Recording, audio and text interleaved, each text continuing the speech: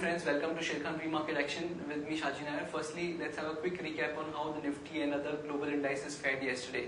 Speaking of the Nifty after a week or a slow start, it gave a positive movement towards the mid-session and ended up smartly on the higher side, about 125 points higher at 8032 levels.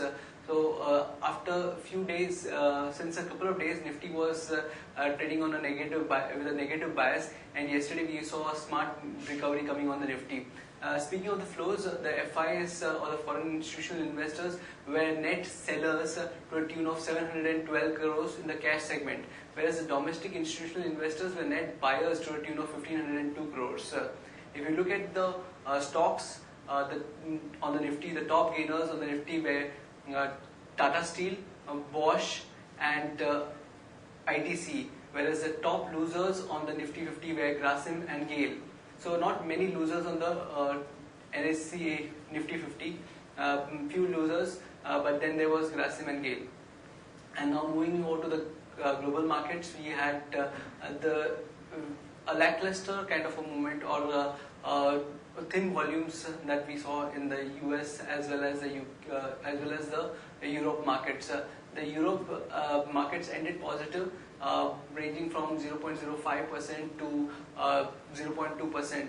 The Dow Jones also was up only 11 points. So the markets were up marginally on thin volumes. And today morning we have the same cues getting reflected on the Asian indices as well. The Nikkei is positive for now, and Hang Seng is marginally negative.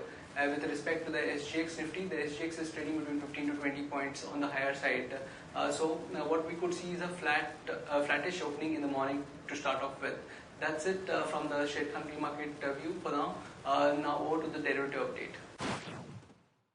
Morning friends, we'll give analysis on derivatives.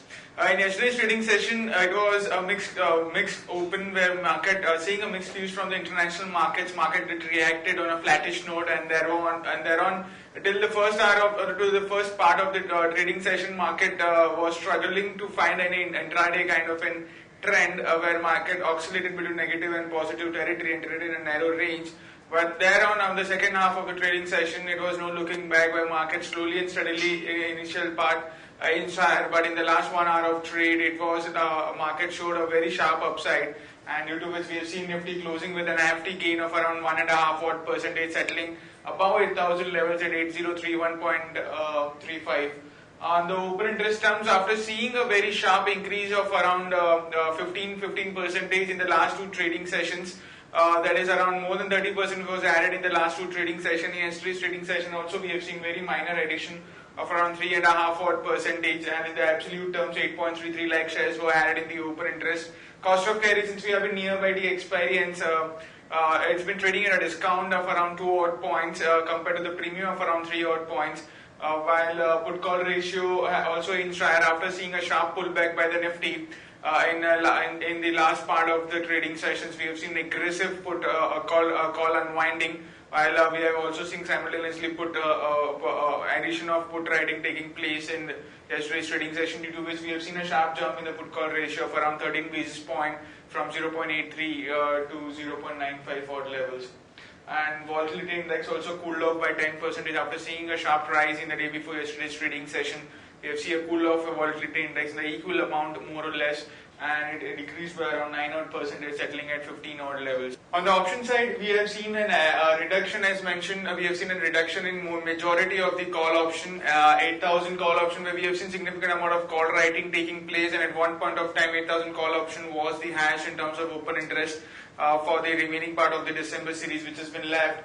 And after seeing an unwinding of around 36, so after seeing a sharp upside, which was more of a surprise upside, which we have seen, after seeing it we have seen an unwinding of around 36 odd percentage into it, while the position have got shipped to 8,100 call option. That too also seeing an unwinding into it, but still is now the highest in terms of open interest for the remaining two trading sessions of the December series, with around 41 lakh shares into it. While on the put side, 8,000 put option have again started seeing an addition of around 41 odd percentage, and 7,900 put option have also seen an addition of around 24%, which we feel is majority of the put writing which has been seen in both the strike price and yesterday's trade. There are 4 securities in buying period for today's trade: Bharat Finance, CET Limited, Indiabulls Real Estate and Wockhardt Pharma. On the FIS front, in index futures, they were net sellers by 445 odd crores, index options net buyers by 1460 odd crores, while stock futures net buyers by 815 odd crores and stock options net sellers by 45 crores only. On the market level, our 5 days VWAP stands at 8,000 with a lower range at 8,000 and higher range at 8,100. SGX Nifty is trading positive, it's up by 16 odd points, taking positive cues from the international markets and it's quoting anywhere around 8033, indicating some kind of a positive opening can be expected in the morning trade. That's it from derivatives. Thank you.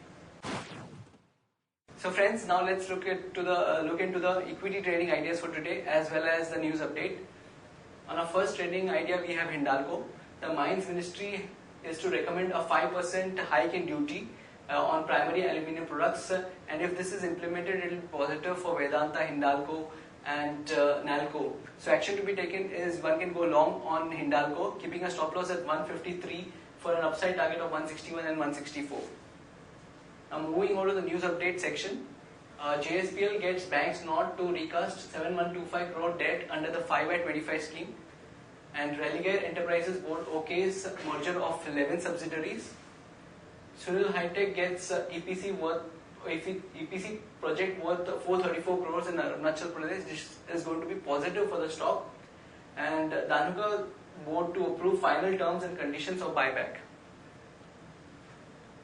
Axon Nobel opens a specialty coating facility in Noida with an investment of 3 crores. And TCS announced that Versa Cold Logistics Services has selected TAP and TCS procured to pay cloud solution to manage their operating costs with greater efficiency. JSW Energy Board approves raising up to 750 crores and BSE unit CDSL files DRHP to sell up to 35.2 million shares in initial public offering. And RBI allows FPIs flexibility in transacting in Indian bonds. And US FDA issues warning letter to Kerala's discovery arm Zydus Discovery DMCC over promotional video that misbrands the drug. So it's an investigational drug that has no marketing authorization in the US. So probably operational issues on the operational issue front, this news may not impact the company. Piramal Enterprises and the Renaissance Group are in reckoning to jointly purchase a 51% stake in Electrosteel Steels. And on news relating to Vardhaman Textiles to offer buyback of up to 62.6 lakh equity shares at the rate of 1,150, and the buyback would be on between Jan 4th 2017 to 17 Jan 2017. The buyback price comes at a premium of 7% to yesterday's close, so this is positive for Vardhaman Textile. And now based on our derivative data, we have identified certain stocks which would have a positive bias, and those are HDFC Bank, Hindalco and JSW Steel, whereas likewise stocks that would trade with negative bias for today are Grasim and Just Dial. On investments, one can consider investing in the following companies: Maruti, Zydus Wellness, Now Bharat Ventures, ABFRL and IndusInd Bank. So friends, that's it from the morning meet. Have a happy trading and happy session today.